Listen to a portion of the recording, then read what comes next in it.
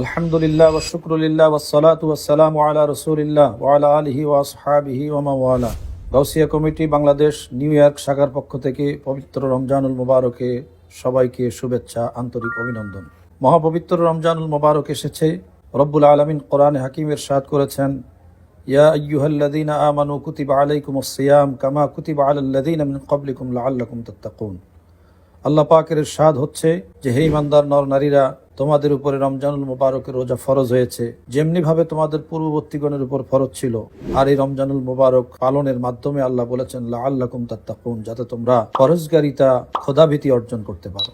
রমজানুল মুবারক এসেছে আমাদেরকে খোদাভীতি, তাকওয়া অবলম্বনের জন্য এক মহান মাস এবং মহামাধ্যম। আল্লাহ পাক রব্বুল আলামিন চান তার বান্দারা মহান রবের নৈকট্য হাসিল করুক, আর তার মাধ্যম হচ্ছে মহাপবিত্র রমজানুল মুবারক। আল্লাহর হাবিব সরকার দো আলম রহমাতুল্লিল আলমিন ইরশাদ করেছেন যে এই রমজানুল মুবারকের 3টা দশকে 3টা বিষয় স্পষ্ট রয়েছে। যেমন আউয়ালুহু রহমাতুন ওয়া আওসাতুহু মাগফিরাতুন ওয়া আখিরুহু ইতকুম মিনান নার।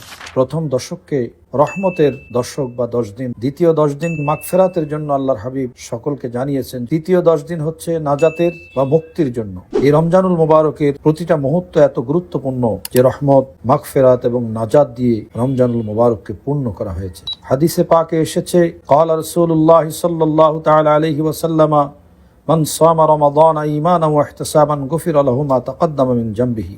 যেই ব্যক্তি ঈমানের সাথে খাঁটি নিয়তে পবিত্র মন নিয়ে রমজানুল মুবারকের রোজাগুলো আদায় করবে, তার পূর্বের জীবনের সমস্ত গুনাহগুলো আল্লাহ তাআলা মাফ করে দিবেন।